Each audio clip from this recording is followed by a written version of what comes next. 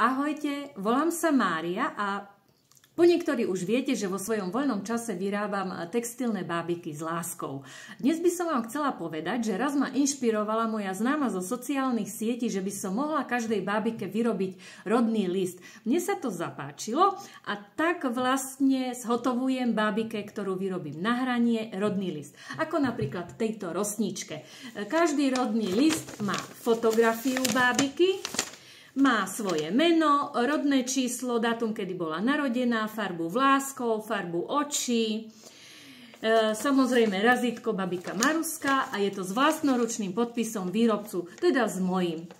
Môžete mi teda napísať do komentára, či sa vám tento nápad páči. Ja budem veľmi rada za vaše nápady alebo komentáre a ja vám ďakujem za vašu pozornosť a uvidíme sa na budúce.